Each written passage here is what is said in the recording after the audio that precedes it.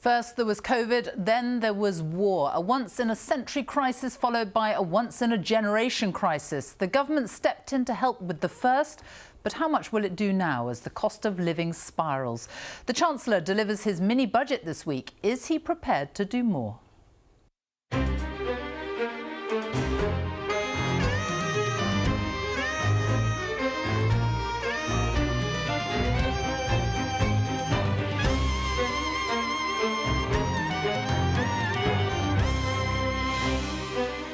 Good morning. Russia continues bombarding Ukraine. The consequences have already been huge, and the economic reverberations around the globe are only starting to be felt. I'll be joined by the Chancellor, Rishi Sunak, as he faces mounting demands to prevent a once-in-a-generation squeeze on living standards. Shadow Chancellor Rachel Reeves will be here. Would Labour be doing more to protect people from soaring energy prices and fuel bills? And the actor Ruth Wilson has been telling me about her return to the stage and her new film about an intense love affair gone wrong.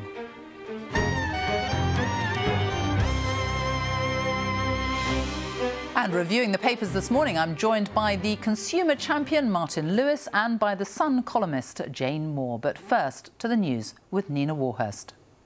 Sophie, thank you. The President of Ukraine, Volodymyr Zelensky, has called Russia's siege of the city of Mariupol a terror that will be remembered for centuries to come.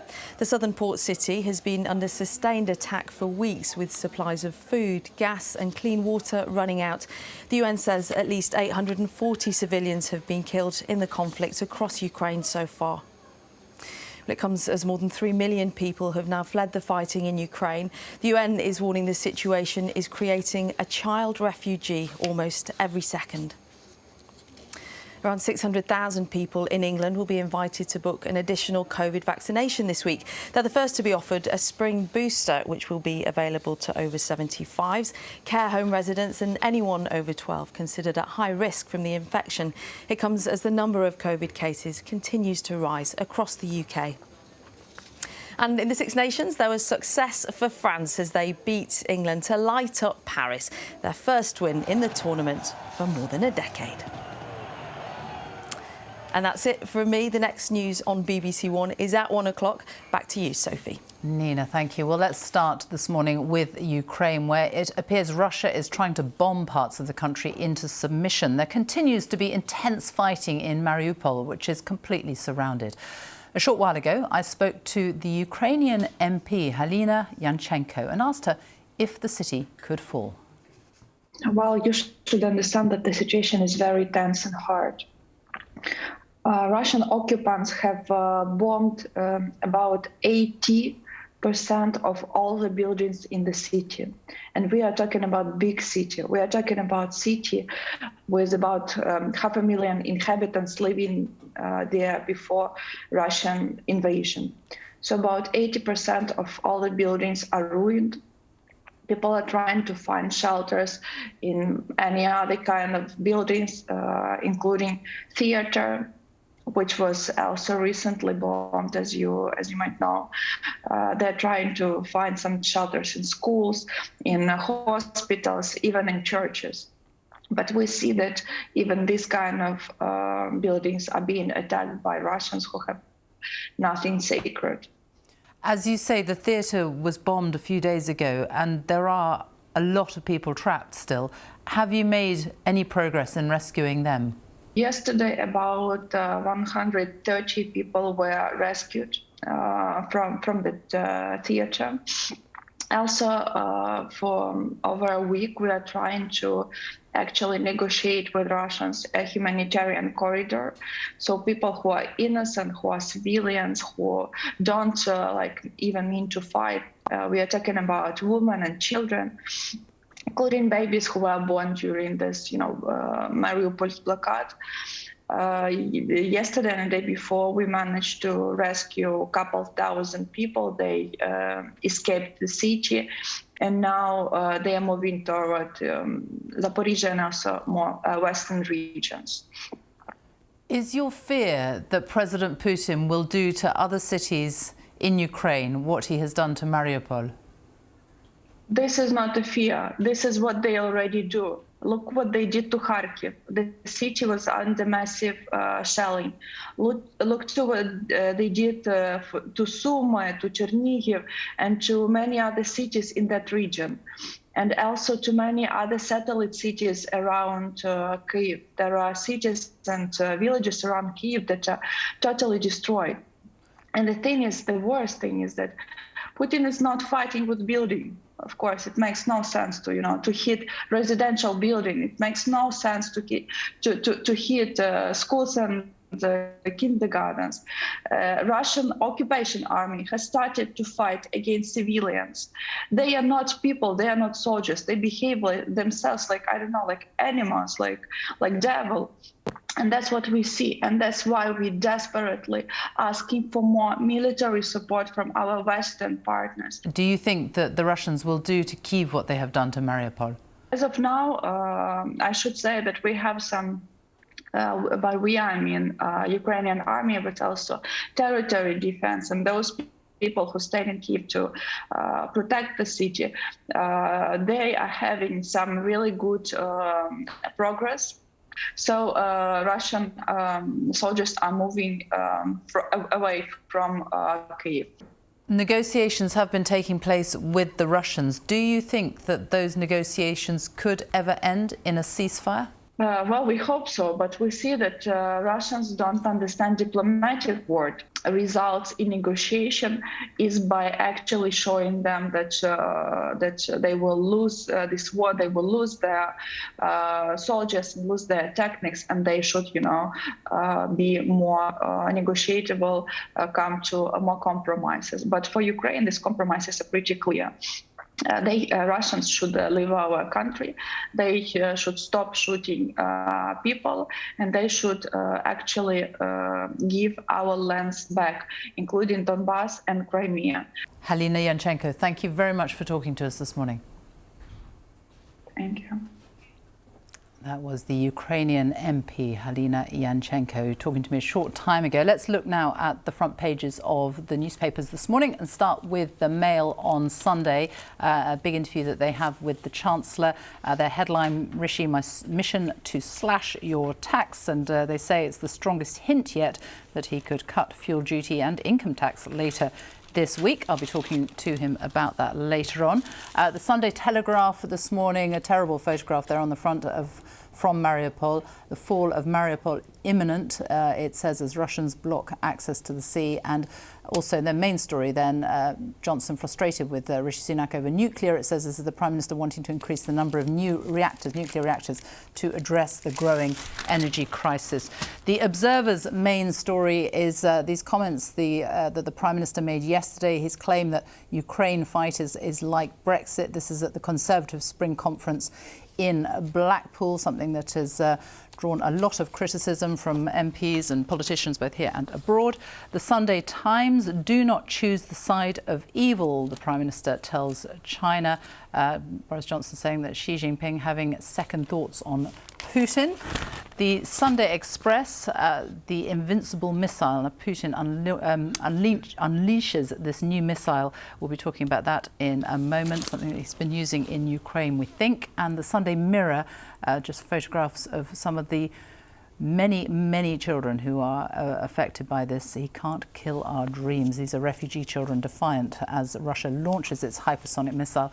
And finally, the Sun on Sunday, a very different story there. Maddie Cops to axe their inquiry.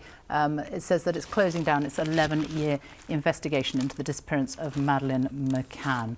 Well, here to joining me to look at the papers, Martin Lewis, the founder of the money-saving expert website, and the Sun columnist, Jane Moore. Good morning to both of you. Good morning. Jane, let's start with you. And you wanted to talk about this missile, which has been featuring in a lot of the papers today and has been, we think, used in Ukraine. Yes. I mean, you know, with this conflict, there's been a lot of sort of armchair generals who've got very kind of in-depth knowledge of military warfare and geopolitics and whatever. But for the majority of people, you sort of listen to the reports and you look for these little sort of glimmers of hope. And last week we were hearing that Putin was having peace talks with Ukraine, and I think everybody kind of went, oh, thank goodness for that. It's, you know, the end is in sight. And then suddenly this morning, we wake up to the fact that Putin has now launched what it says here, these hypersonic missiles. And this is the first time that these have been used. And what's sort of scary about them is that they can fly. They fly very low. It says here they fly closer to the Earth's surface, so they're not much harder to be detected by ground-based radars. And I think for, you know, the ordinary person, this, I mean, even the MOD here say that this is a strategy of attrition now, and that he's basically ramping up. And for the ordinary person, I think that is terrifying for any number of reasons. But, you know, particularly because there is a suggestion that not this particular one, but that Putin does have ones that could perhaps reach further, have a further range. I mean, as you say, it says here it's not been verified, but I think you were saying the Americans have suggested it has actually happened. I mean, the thing about these missiles is they go very fast. I mean, they Mach 5 to Mach 10. Yeah, 5 times faster than the speed of sound, isn't it? So they could get. That's the point. I mean, ultimately, it is, in terms of impact, it is a missile like the other missiles that have been fired at Ukraine, and it's horrendous in that, but it isn't actually any more devastating. It's a suggestion, you know, it's almost, is it a posturing point to say, we've got these missiles that can go very fast and very far. No one in Europe is safe from these missiles. And you hope it isn't symbolic of that. And a lot of stories, obviously, again, this week, terrible human stories, yeah, terrible human suffering. And again, I think for the majority of people, it's just sometimes you know, with war reporting, it can just become sort of noise in the end because it's just so scary. But actually, when you read the reports of the people that are involved in these conflicts, it's those sort of things that really, really bring home to you what's going on. And, you know, there's a family here where the father was shot and he had to wait for a week to get help. And eventually Russian soldiers let them back into their flat to get some blankets. There were 10 Russian officers in their flat, sort of going through their personal possessions. They went down to their car thinking maybe we'll get away in our car. There was an 18-year-old boy slumped dead in the passenger seat of their car who'd obviously tried to use their car. The people here in Ukraine, this incredible picture here, you know, people just saying that we're going to keep our businesses open. Coffee shops. We'd rather just die, coffee shops selling flowers. We would rather die here than run. And you know, it's just absolutely devastating when you read these reports. It really is. I think we'd all thought before, hadn't we, that if the war in Europe would be clean and high-tech and cyber war, and when, you know, we'd all been persuaded, and this you realise it's dirty and it's devastating and it absolutely destroys lives, and war is never clean, war is never pristine in that way. It's very difficult to cope with. And then the element of how will it end? Because, you know, a lot of us are going, well, who's got the answer to this? And there are so many conflicting reports in all of the newspapers. But I found this interesting on the front of the Sunday Telegraph. It says that Britain's using paid advertising to reach Russian citizens with videos to sort of counteract what they're calling misinformation. And they've put out a statement by Boris Johnson. It says, I do not believe this war is in your name. It was viewed by more than 8 million people. Maybe, I mean, I kind of thought that Russia would be the sort of place where they would shut down any attempt by anybody to infiltrate into ordinary people. Maybe this could be the modern way of ending warfare, which is to get into the people of Russia and get them to do something about it. Martin, let's talk about cost of living. The Chancellor, was a big interview with him today in the Mail. There's also lots about it in the Sun today. Your take? Well, when you read the papers, it's very difficult to know what's happening because you can play them against each other. If I take the Sun that I've got here, which says he has a £40 billion war chest to try and, well, terrible phrasing, I shouldn't use that. He has £40 billion to try and spend on helping cost of living, but then it has a quote from a source that says, the spring statement will be very policy light, don't expect him to pull a rabbit out of the hat, maybe a few baby bunnies, no more. So they're predicting not much will happen. Contrast that to the Mail, which, I mean, rather bizarrely, and it has to be a typo, it says has been boosted by a rise in tax revenues of 12 million. I'm pretty sure that's 12 billion. Otherwise, we really are in trouble if he's only got 12 million. But they're predicting I find the issue of income tax, and I couldn't actually find in the article what they're predicting income tax will be cut. I think they're talking national insurance. And there's certainly an opportunity here. We have the national insurance rise, the 10% rise or 1.25 percentage points rise that is coming in April. I can't see that not happening. But I do think there is an opportunity to increase the bottom threshold of national insurance. Currently, you start paying it at £9,600 equivalent a year. If you were to push that up by £1,000 or £2,000, then actually the net cost to those on lower incomes, you could get rid of the rise. And I suspect he might be looking to do something like that. Now, you're speaking to people all the time. People are getting in touch with you all the time. And they are very worried, aren't they, about what is coming? I've been the money-saving expert since 2000. I've been through the financial crash. I've been through COVID, which was mitigated by some of the measures the Chancellor put in place. This is the worst. Where we are right now, this is the worst. When I'm reading messages from people telling me that, you know, money prioritisation used to be, do I go to the hairdressers or do I go to the pub and have a takeaway? Now it's about I'm prioritising feeding my children over feeding myself. That is simply not tenable in our society. And there is absolute panic, and it has not started yet. The big drive here is fuel and energy prices. Well, people know about the price at the pumps, but we have to look at the fact on the 1st of April, energy bills are going to go up 54%. That's catastrophic. That's £700 a year. We are now 7 weeks through the 26-week period of the assessment for the October price cap. And that 7 weeks has been unprecedented at the level of wholesale energy prices, which is what sets that energy price. Now, even on a very conservative estimate, that means in October we're going up another 25%. And while it doesn't sound as big, that's on top of the 54%. So that's at least another £600 a year in October. And how much of this, sorry to interrupt, is to do with what we're going through now at the minute with this sort of whole global unrest, and how much of it is to do with various lockdowns? I would say, well, it's not. I'm not sure it's either. I think the causes of the cost of living are really difficult. They're structural. They're the recovery from COVID. They're Brexit. They're net zero. They're Ukraine. And none of those are pejorative. I'm not saying any of those are bad. That's just what is knocking onto the fuel price crisis that we have right now. But when you look at the fact that just on energy alone, on a conservative estimate within 1 year, we're talking £1,300 a year going up in bills. We're going to have about 10 million people in fuel poverty. We have a real absolute, not relative, poverty issue going to come in the UK, with food banks oversubscribed, with debt crisis agencies do not have any tools. And I need to say, with the Chancellor coming on in a moment, if you forgive me, as the money-saving expert who's been known for this, I am virtually out of tools to help people now. It's not something money management can fix. It's not something for those on the lowest incomes telling them to cut their belts will work. We need political intervention. OK, well, I will be putting that to the Chancellor, and you're both going to be joining me later on in the programme for your reflections on that. Right now, though, let's get the latest weather from Louise Lear. Hello, Louise. Hi there, Sophie. Thanks very much. Well, hasn't it been a glorious weekend so far? This was Highland, Scotland. Yesterday, we saw a high of 20 degrees. It was the warmest day of the year so far, and there wasn't a cloud in the sky. Today, there's a little more cloud around, and that's going to be the story, actually, and just that little bit cooler as well. Temperatures may well just peak at around 14 degrees.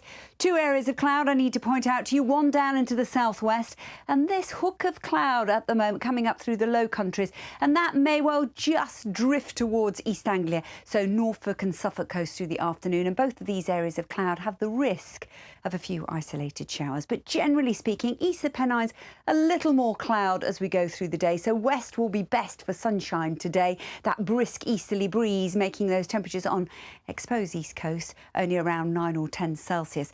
13 or 14 is likely to be the high into the west. Now, through the night tonight, we keep that cloud in the southwest, and the cloud drifting up through the North Sea will tend to just hug on to that east coast. But sandwiched in between the two, dry, settled, sunny, cold, temperatures just below freezing, so a touch of frost, maybe some mist and fog first thing tomorrow morning, but it is an improving story as we go through the week. Dry, settled and sunny for all of us, with temperatures once again peaking back into 20s. Sophie. Louise, thank you. Now, the Labour Party has accused the government of sitting on its hands over rising energy costs, but would their own plans shield households from higher bills? Ahead of the Chancellor's statement on Wednesday, I'm joined now by the Shadow Chancellor, Rachel Reeves. Good morning. Thank you very much for joining us. Something that is affecting people right here, right now, petrol prices. Would Labour cut fuel duty to help motorists? We would definitely support the government if that is what they choose to do this week. But even 5p off fuel duty is only going to be £2 off filling your car up with petrol. I don't think that really cuts it in terms of dealing with the cost of living crisis. This is a historic moment. I speak to mums in my constituency who are saying that they're skipping meals to feed their kids. I'm speaking to pensioners who say, we're not turning the heating on, even though we need it on, because I can't afford it. The Chancellor has to show this week that he understands the very real sacrifices that people are having to make right now. So you'd support a cut of fuel duty. How far could he go? Because at the moment it's 58p per litre, isn't it? Well, let's talk about taking 5p off. Is that enough? We would support that. I think really, though, what is needed is a windfall tax on the big profits being made by the North Sea oil and gas companies right now, and using that money to take money off people's domestic gas and electricity bills, because everybody pays the gas and electricity bills, and it is the poorest people on low and modest incomes who are experiencing those price rises the most. So my priority would be that windfall tax to keep energy bills low, and also not going ahead with this increase in national insurance contributions. We're the only G7 economy that's increasing taxes right in the middle of a cost of living crisis. When prices going up, the government deliberately taking money out of people's purses and wallets. That is the wrong thing to do, and we oppose that. Boris Johnson went this week to Saudi Arabia, hoping that they would produce more oil, which would help lower fuel prices. Would Keir Starmer have gone? I don't think it is right to go cap in hand from one dictator to another, and it didn't even yield any results. Saudi Arabia didn't do what the Prime Minister said he would do, and also the Prime Minister said that he would talk to the Saudis about their human rights records. Well, on the very day that the Prime Minister was in Saudi Arabia, more people were executed, and more have been executed since. I think this shows, when it comes to our energy security, we need to do much more to build our own self-sufficiency. But just to be clear, Keir Starmer would not have... I mean, Boris Johnson went there to try and get more oil so that prices would be lower. Keir Starmer would not have done that. Labour would not do that. It's not a tactic or not something they would pursue. No, I don't think it is right to go cap in hand from one dictator to another. Surely the lessons from what we're seeing in Russia is that we've got to be less reliant on imported oil and gas. We've got to be more self-reliant and not reliant on dictators. And the Prime Minister didn't even succeed this week. I think... Instead, it just shows how impotent we are and how essential it is that we have a proper plan for boosting energy security at home, and also actually insulating people's homes, because energy bills wouldn't be so high if people had properly insulated homes. That's particularly true for older people and housing in the north of England, which has a poorer record in terms of its insulation. So let's get on with that and take money off people's bills and be less reliant on Saudi Arabia and Russia. Yeah, because last year we bought £862 million worth of crude oil from Saudi Arabia. So if you were in power, you wouldn't be doing that either. Well, of course, we would be buying oil from Saudi Arabia, but we've got to wean ourselves off. That is the whole point, that we need to be investing in new nuclear. We need to be investing in onshore and offshore wind. There's been an effective moratorium for the last decade on onshore wind, even though it's the cheapest form of electricity. So let's get on and do those things rather than going cap in hand to dictators. But you just said, of course, you would be buying oil from Saudi Arabia. We are buying oil from Saudi Arabia today. So you'd continue doing that? We want to wean ourselves off it. We want to boost domestic production of electricity, so we're not reliant on these petro states like Saudi Arabia and Russia. We would not be going begging the Saudis for more oil. We want to get off that, partly for energy security, partly for price, and also because getting to net zero is the mission of our generation. We've got to do more to reduce our reliance on fossil fuels, which is why investment in homegrown electricity is so important. If the government gives out new licences for drilling in the North Sea this year, are you going to support them? I don't think that the answer to a fossil fuel crisis is more fossil fuels. There are better things government could be doing, like ending the moratorium on onshore wind, like getting on with the investment in new nuclear. Those are all very long-term plans, aren't they? They could take a decade to do. And actually, what we all know is that we have got an energy crisis now. Sophie, more exploration in the North Sea is also for the long term, because more exploration does not mean more oil coming out of the North Sea tomorrow or the day after. It's years in the making. We know that if we get on and invest in onshore and offshore wind and new nuclear, we can do three things at once. We can boost our energy security, keep prices low, and also play our part in the transition to a net zero economy. And create jobs, and create jobs in this country, and that is really important. The onshore and offshore wind, building those turbines here in Britain, jobs in the nuclear sector, tidal energy, all of these things could create well-paid, good jobs here in Britain. So there'd be no drilling, there'd be no new licences for drilling in the North Sea under Labour? That would not be my priority. My priority would be investing in the new nuclear and renewables that would mean that we could be secure in our energy supplies, keep prices low, create those good jobs here, and also play our part in getting to net zero. Something that would help people pay for the rising cost of living is higher wages. The Royal College of Nurses says that nurses deserve an above-inflation pay rise of 12.5%. Do they? Well, look, those negotiations are going on at the moment, and I'm not going to put myself in the middle of pay negotiations. But it is true that public sector and private sector workers at the moment are getting real-term pay cuts. And that's why I've said, for example, the government shouldn't be doing this national insurance hike. That's going to be more money out of the pay packets of a nurse and a plumber. Whether you work in the public sector or the private sector, these national insurance increases are going to take more money out of your purse and your wallet. It's also why we've said that the government need to tackle the cost of living crisis, because the reason why people are understandably asking for more money is that the prices of everything are going up. So if we use that windfall tax on the big profits being made by North Sea oil and gas companies and use that money to redirect it into keeping prices low, then you would tackle the cost of living crisis and you wouldn't need to have such big increases in pay. That's very short term. A windfall tax is a one-off tax. Well, so there's two things, isn't there? First of all, there's a windfall tax to help now, and actually people need help right now. People can't wait for, It's not sustainable, is it? A windfall tax is not sustainable. The Chancellor today says he's a low-tax Chancellor, and yet all he does is keep increasing taxes, 15 Tory tax rises in 2 years. If the Chancellor wants to show he's a low-tax Chancellor, he should do what Labour says this week, and that is taking VAT off gas and electricity bills and cancelling the national insurance increase. Being in government is about making difficult choices. This Chancellor is choosing to shield the profits being made by North Sea oil and gas companies while increasing taxes on ordinary working people. That is the wrong priority, and that's why I so oppose what the Chancellor is doing at the moment. Can I just ask you about what the Prime Minister said yesterday in Blackpool, the comparison that he made between Ukrainians fighting Russians like British voting for Brexit? Utterly distasteful and shameless.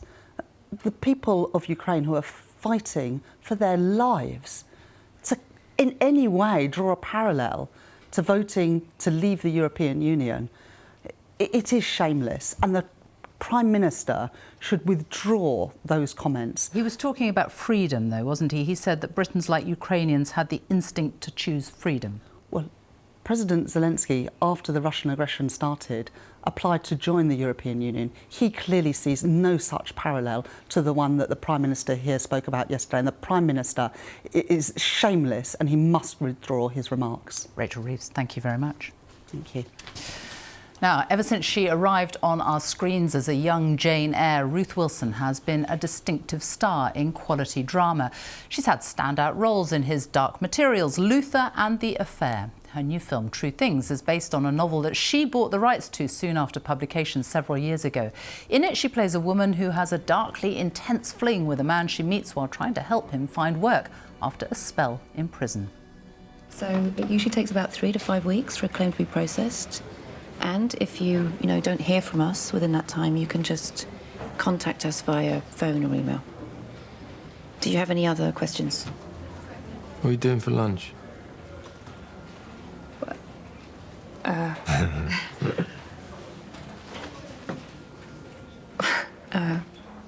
I felt like we hadn't sort of seen these kind of stories on screen before. Certainly that time. It was before I May Destroy You, it was before Fleabag.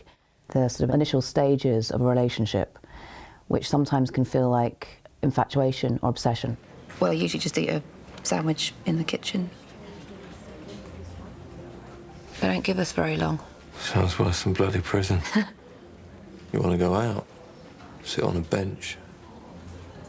Well, I will keep that in mind, thank you. All right. Yeah, you said that she was the most like you that you've ever played. What did you mean by that? Lots of my characters, you see me quite formidable or graceful or glamorous, and this felt actually more akin to me on an everyday level.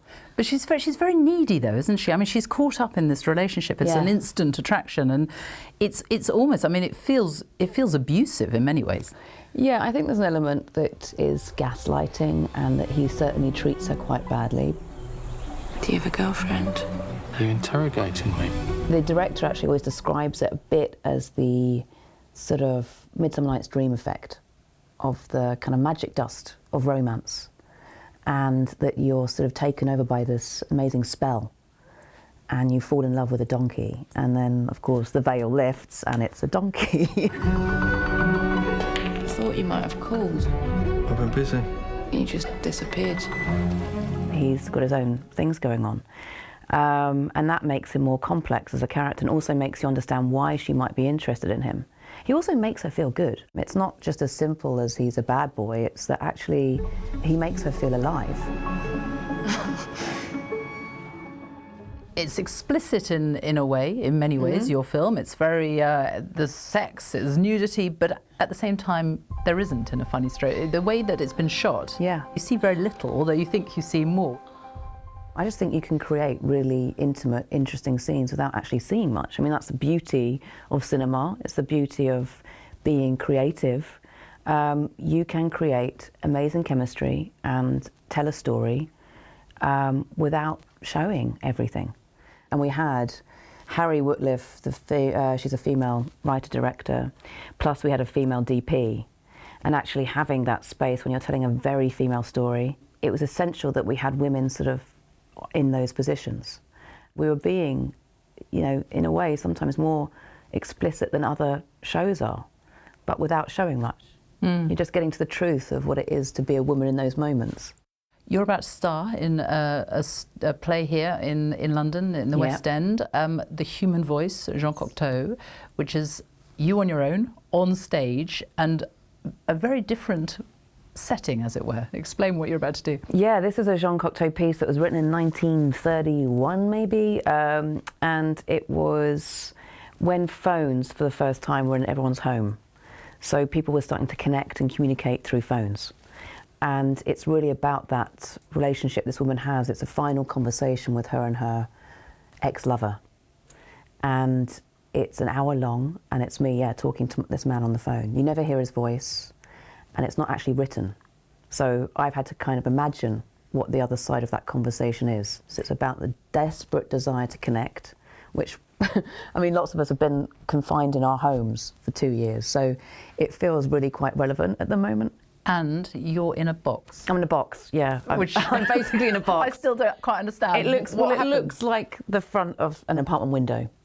So you as an audience will feel quite voyeuristic. You'll be watching me sort of wandering around in my box, talking to myself. And you can hear me because I'm mic'd, but you'll be hearing it as if you're through a phone. Wow. So you can't hear the audience either? I can't hear the audience. And I can't see them. You can't see them? No. So I will feel like I'm in my own... I don't know what it will feel like. I haven't done it yet. So we'll see. Are there any parallels between Kate in True Things and the protagonist in this one? I think there are. I hadn't sort of planned that, but I think they're companion pieces in a strange way. They're both about women who are isolated, who are looking for connection. So they're really female stories about relationships and about their own psyche in a relationship, like what it is that they're needing from it. And I actually think that's an amazing capacity that humans have, is the act of imagination. Ruth Wilson, thank you. Thank you. Now, on Wednesday, the Chancellor will deliver his spring statement, a mini-budget. The last two were dominated by COVID as he announced huge bailouts to get the country through the pandemic. But now the UK is facing a new crisis as the cost of living spirals.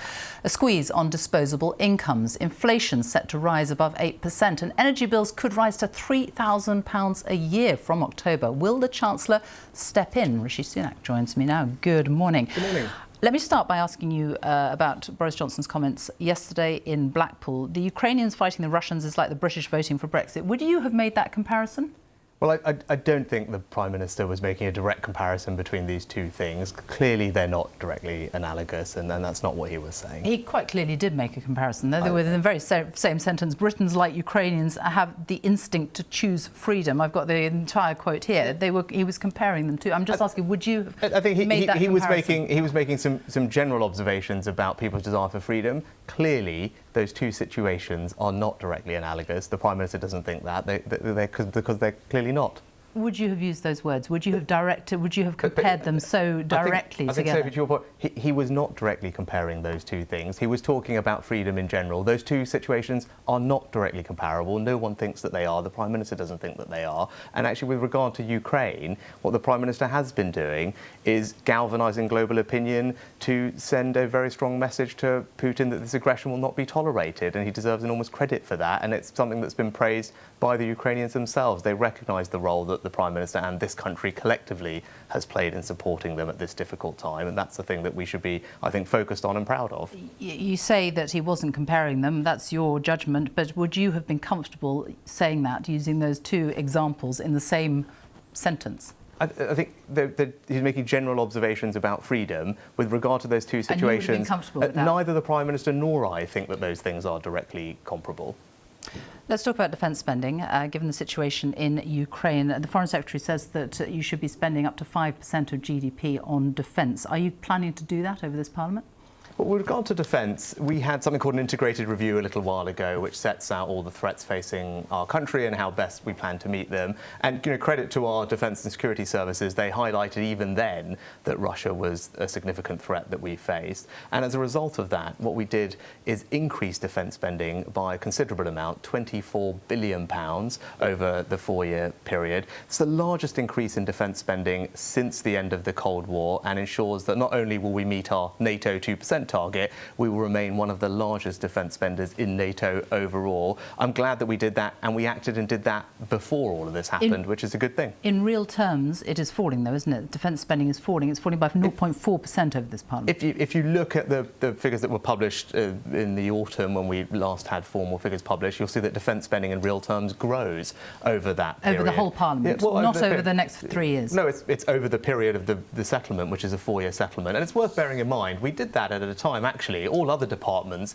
didn't get the certainty of a multi-year settlement, but we knew that it was important that we secured defence's future, given the threats that we face. We had the integrated review, and people should feel confident and reassured that that increase in defence spending, as I said, it's the largest increase in spending, £24 billion in cash over that period, and means that we will be spending more than our NATO 2% and indeed remain one of the largest defence spenders in NATO overall. But it's still in real terms a cut of 0.4%. I've got the figures here, but Liz Truss says that... It's going up in real terms over that period, as we said it would, close to 2% Liz from Truss memory. says you should be thinking about 5% of GDP. I mean, do you not radically need to rethink the amount of money that we spend on defence, given what has happened in Ukraine? I think what people will see is that we've invested a lot in defence, as we have in lots of other areas of public services, and I'm sure we'll get onto cost of living and taxes and public spending shortly. And what people want to see now is they get that we're spending a lot on schools, on hospitals, on defence, on everything else. £150 billion more by the end of this Parliament from the beginning. It's a large amount of money. It's one of the biggest increases over a Parliament we've seen in public spending. What people want to see now is that we're getting value for that money, that we're spending it well, that they're working hard, they're sending their taxes over. They want to make sure that we get, as I said, we root out all the waste and inefficiency in the system, we reform things to make sure that their money is being well spent. We've got to focus on delivering that. That's my priority, that's a government's priority for the rest of the Parliament. Are energy prices going to keep rising, not just for the next few months, but for the next few years?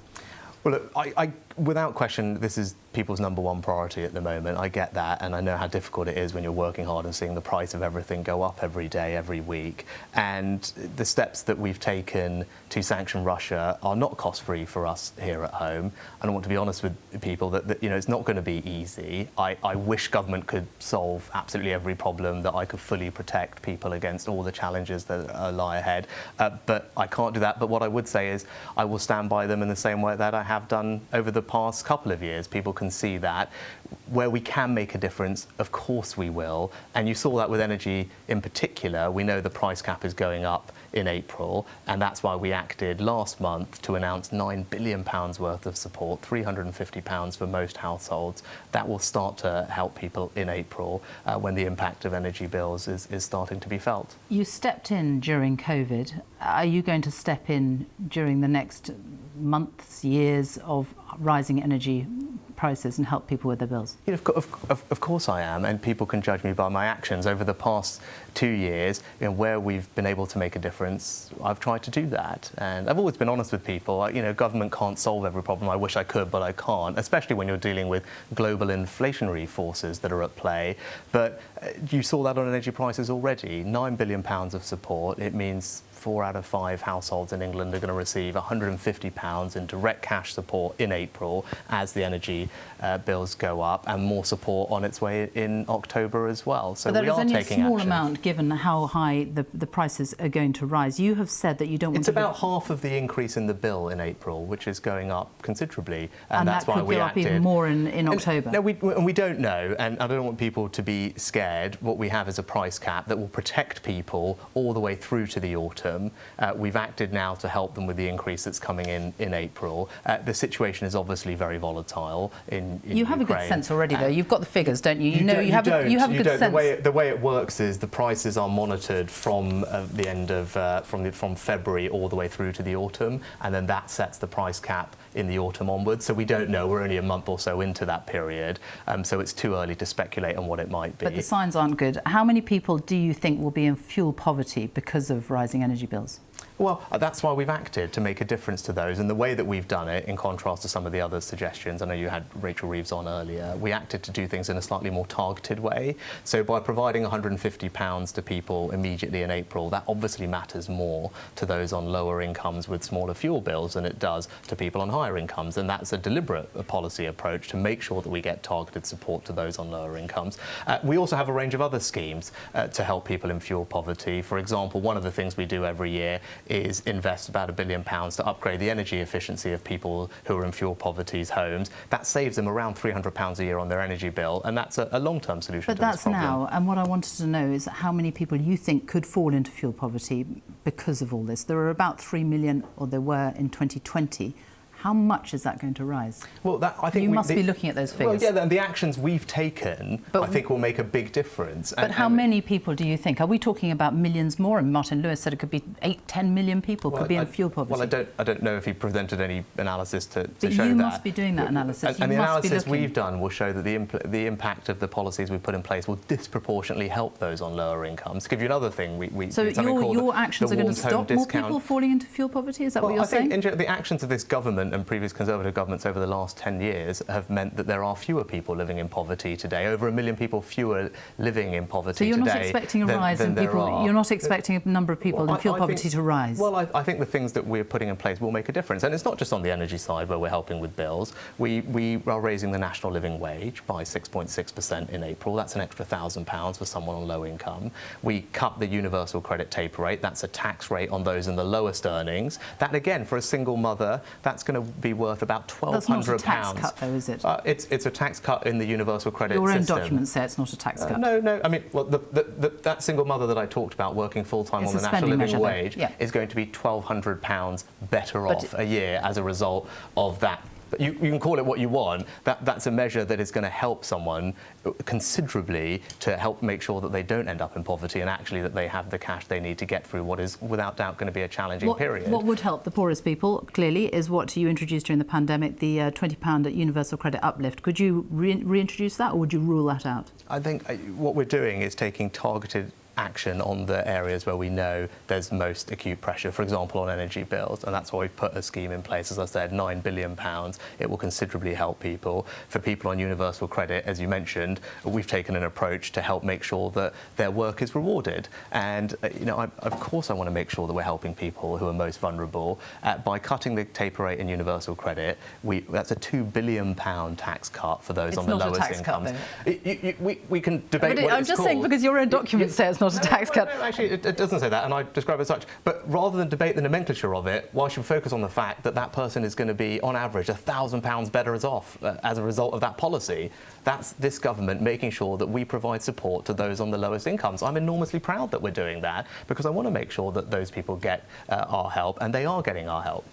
Let's talk about fuel, because that's what people are feeling right now when they go and fill their cars up at the pump. Diesel was £1.76 on average per litre. Petrol was £1.65. Is there anything you can do to stop petrol and fuel prices soaring, diesel prices soaring? Now, I know that this is a big issue. It's particularly, I represent a rural constituency where people are very reliant on their cars, as you might imagine. So you feel this particularly acutely at home in North Yorkshire, and we're all seeing it's going up, and it is something that is is challenging for families. I get that. Obviously, I can't speculate on tax policy. You know that, and I know that's frustrating for people. But what I would say on fuel is that we have frozen fuel duty for several years. We froze it again in the budget last year. That will help people. And with regard to energy bills, as I said, we've put in place some intervention that will help there. The Shadow Chancellor said she would support a 5p cut on fuel duty. Is that something that you are looking at? Again, I know this is frustrating for you, frustrating for people watching. I'm not able to comment on tax policy, particularly in advance of a fiscal event. So, but as I said, we're the party that has frozen fuel duty for over a decade, because we recognise the importance of people being able to fill their cars up and not be prohibitively expensive. We understand that. That's why we've acted for years already on this issue. What about the national insurance rise that will start hitting people's pay packets very soon? It falls on working people. Do you plan to change that? Could you change thresholds, or have you given up on being a tax-cutting chancellor? Well, take a step back. We're putting in place a new NHS and social care levy because we care about the NHS. And we were faced with the, I think, unpalatable and unacceptable situation of millions of people having to wait years to get the treatment that they need. And that wasn't OK when we were recovering from coronavirus. And there's a team at the NHS who are prepared to work incredibly hard to help work through that backlog over the next few years. I think they deserve and need our support and funding in order to do that. And that's why we put in place this measure. And yes, are there challenges with Ukraine that have come along? There are. That hasn't changed the underlying situation that there's this backlog, and we want to get that funding to the NHS. And what I'd say to people is, I know it's difficult, but you can be reassured that every penny you pay of this levy, unlike any other tax, goes directly to the thing that you care most about, which is the NHS. And thanks to the actions of the Health Secretary, we will make sure that every pound that you send is really well spent. We're doubling the efficiency target for the NHS. That's been announced. The Health Secretary's got a range of plans to ensure that we get value for money, can invest more in our health service. But you could delay it, or you could raise the threshold at which people pay it. Will you be doing that? Again, it is difficult for me to talk about a tax policy, but you talked about tax cuts and being a tax-cutting chancellor. I was also the chancellor that had to contend with a pandemic, which last time we had that was a century ago, the biggest recession in 300 years, borrowing that skyrocketed up to levels that we hadn't seen since World War II, the chancellor that had to introduce interventions like furlough. All of that cost £400 billion. And we then had to take some difficult decisions to restore the public finances. And of course, would I prefer not to have had to do that? I would have done. But I do believe they are the right and responsible decisions for the long-term economic security of this country. We've done it in a fair way. And going forward, my priority is to cut tax and put money back in people's pockets. You saw that at the autumn budget. I was very clear about that. And the direction of travel over the rest of the Parliament is that. Is turning a blind eye to human rights abuses a price that you're willing to pay for cheaper oil? I think no one is turning a blind eye to human rights abuses. I assume you're referring to the Prime Minister's trip to the Middle East. It's absolutely right that he engages with our partners and allies around the world as we contemplate how best to ensure energy security for this country. He raised human rights abuses while he was there, but also had very constructive dialogue about how we can work with allies around the world to bring better energy security here at home, and it's right that he's doing that. But he raised human rights abuses with Crown Prince Mohammed bin Salman, who is accused of directly authorising a hit squad to kill Jamal al-Khashoggi with drugs, suffocate him, dismember his body. Is that something that you're happy to turn a blind eye to in order to make sure that we get lower prices in fuel, that we get more fuel? No one is turning a blind eye to that. It was very clear, and we spoke out against it at the time and took action with sanctions, as far as I can recall. And so I don't think that's right to say that anyone is turning a blind eye to it. But it is also right that we have constructive dialogue with countries around the world. As we've just been talking previously about energy bills and fuel prices, it would be wrong if we weren't exploring all the avenues that we could to bring cheaper energy and more secure energy to people in this country. And while the Prime Minister was there, for example, he was talking about a £1 billion investment that is coming from that region to Teesside, up near me, to invest in renewable energy, to build potentially one of the first sustainable aviation fuel plants that we will have seen. So that's the type of dialogue that's happening. It's good that we're having that dialogue, and it's in the long-term interests of this country that we have better energy security. There was a lot of shock this week when P&O dismissed 800 members of staff. Do you regret giving P&O ferries £50 million of taxpayers' money during COVID now? Well, I think that what we're seeing is appalling, and the way that they've treated their workers is awful. It's wrong, and what I can tell you is, across government, we're examining not just those actions and whether they complied with the regulations as they should have done, but also our own relationship with the company, and the Transport Secretary is in the process of reviewing all our commercial relationships with P&O at the moment. DP World P&O Ferries is owned by DP World. It's a Dubai-based company. You have said that you were thrilled that DP World is going to be taking on Thames Freeport, Solent Freeport, that it would be supporting local jobs. Can local people expect to be treated in the same way, hired and then fired? Well, as I said, we're looking across government at our contractual relationships with P&O and reviewing those at the moment. I can't preempt that process, but obviously no one at all is seeing anything other than what happened is appalling, and people should not be treated like that. So can you step in and stop DP World operating these free ports?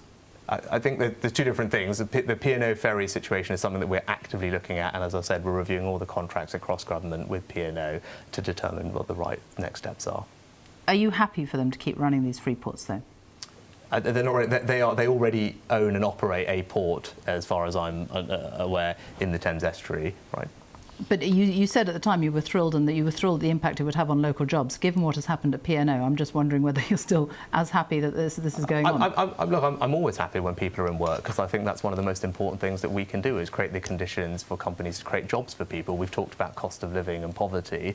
The best way to help people out of poverty and to tackle the cost of living is to make sure that they are in well-paid work. I spend an enormous amount of my time every hour, actually, thinking about how can I do that. I'm really glad that because of the actions that we've taken over the past year or two, unemployment is now back to the levels it was before the crisis. There are record numbers of people in work, record numbers of job vacancies. That is a good thing. So where I can create more jobs in this country, or create the conditions for there to be more jobs, there are not record numbers of people in work, though. There are record numbers of people on payroll. That is different, but that's also, you're talking about people. Right, so payroll. There are record 600,000 more people on payroll. There are also record job vacancies, and unemployment is back at 3.9%, which is where it was before the pandemic. It's again hard to look at that and say anything other than that is not just a fantastic achievement for this country, and a tribute to everyone's resilience through the crisis, and all the policies that we have put in place to bring about that outcome, and that is now helping millions and millions of people. Do you agree with Jacob Rees-Mogg that the concern over parties' Partygate in Downing Street is disproportionate fluff that is fundamentally trivial? I've made my comments on that clear in the past, right? Obviously... Not on that, you haven't. Do you agree with him on disproportionate fluff and fundamentally trivial? As I said, I've made my points clear about Partygate in the past. Of course, it damaged trust. It was right that the Prime Minister took responsibility for that in the way that he did. He made repeated statements in Parliament from the dispatch box promising changes. Those changes have already started to take impact, and it's right that they have. So you disagree with Jacob Rees-Mogg and his comments? Was he wrong to say disproportionate fluff and fundamental? I think people were angry and had the right to be angry about what was happening, and I think it damaged trust. But it's also right that that responsibility has been taken and steps are being taken to change things. That has already happened. You were given a questionnaire by the Metropolitan Police. Will you resign if you get a fixed penalty notice? I said I'm not going to kind of get into that. I'm fully obviously cooperating with the police. It's right that we let them get on and do their investigation. Let's talk about net zero, because sitting alongside all of this, your commitment to get to net zero by 2050, as part of that, you're asking hundreds of thousands of families to put in heat pumps at a cost of £5,000 each. If people are giving £3,000 or having to spend £3,000 more on their energy every year, how on earth are they going to afford that? Well, so no one is being forced to do that. So that's the first thing to say with regard to heat pumps. And I think the second thing is, first of all, our track record on this is really good. So as a country, everyone should feel really proud. If you look at since the baselines were set in, I think, in 1990, we've reduced our carbon emissions by about 40-odd%. The rest of the G7, large group of economies, have reduced their climate emissions by about 5%. So we've got a fantastic track record on this. Going forward, we've got a range of investments in new technologies, like offshore wind, for example, hydrogen, as we've discussed previously, to make sure that we can make progress towards our net zero targets. But of course, we have to do that in a way that is cognizant of the cost. We needed to do that anyway, especially now, given where energy prices are. And that's exactly the approach we're taking. It will be pragmatic. It will be measured. It will be focused on improving our energy security here at home. And you'll hear more from the Prime Minister about that shortly. And that's exactly the right approach. But we've got a great record on this, so people should trust us to move forward in the appropriate way. Chancellor Rishi Sunak, thank you. Well, let's get some more reaction from what we heard from the Chancellor, from Martin Lewis and Jane Moore, who are still with me. Your reaction? Well, if I focus on energy, as I'm sure the Chancellor will understand me doing, he talks about £350 going towards bills. £150 of that is cash for anyone who pays council tax in Band A to D by direct debit. They'll get it paid into their bank account in April. If you don't pay by direct debit, you can either claim the cash or it'll be given as a rebate. £200 of it is, well, technically it's a reverse levy and then a levy on energy bills. I call it a loan not loan. That will come in October. Now, we did a poll with YouGov on that. 57% of people said they would like to opt out, and only 24% of people said they would choose to opt in, because this is, you get a £200 reduction on your bill this October, but then £40 added on your bill on all bills for the next 4 years. So let's look at the actual amount of cash that is. It's £150 in April. Well, we know in April the typical bill is going up by £700. And then it's £200, which is effectively sort of repairable, that will come in October. We know in October it's likely to go up £600. The Chancellor says we don't know what's happening in October. Well, because we've seen such huge rises in wholesale rates since February, it would take a worldwide massive economic downturn for rates not to be going up in October. And if that happens, we'll have other problems. So the vast likelihood is fuel is going up in October. I did try of course, weather, and it's going to get colder, and people are going to start putting their heat, or wanting to put their heat. But we factor that over the year. I did listen. I will stand. I wanted to see if there's any code in there for what's coming out this week. He said, I will stand by them in the same way as I have in the last couple of years. Well, I tell you what, as the Chancellor's outside at the moment, I'm going to take that generously and say, thank you, Chancellor. We look forward to hearing what that help will be when you make the announcements this week, because we need help. Are you expecting much more help or not? Because he seems to be quite clear that... I think there needs to be, and I think particularly, you know, Martin keeps talking about October, and that is going to be... A lot of what I heard now is all about the here and now and about April. I hope that behind the scenes they are being proactive about October and what's coming, rather than it's all going to be in October and being reactive again when people are already in, you know, well below the fuel poverty line. And yet the government has already spent a huge amount of money during furlough, during COVID, to help people. You know, the question is how much longer they can keep doing that. Yes, I mean, I do have a great deal of sympathy, because obviously the dreams of being a low-tax Tory Chancellor are out of the window, really, because of global events. primarily. And, you know, there is no magic money tree. And it's all got to come from somewhere, but... We do have up to £40 billion of extra revenue because of the quick recovery on the back of COVID, and because prices are going up, so that you get bigger VAT and bigger tax revenue. So there is money somewhere. But ultimately, do we want to be in a country, and again, I say it without hyperbole, where we're going to have those on the lowest incomes in this country genuinely choosing between whether they starve or whether they freeze? I don't want that. I doubt you do. And I've spoken to the Chancellor before and he doesn't. But maybe we need to suck in what we're doing, spending, and he needs to suck in his ideology to fix it. We're going to have to leave it there. Martin Lewis, Jane Moore, thank you both very much. And that's all from us for today. Join us again next Sunday. Goodbye.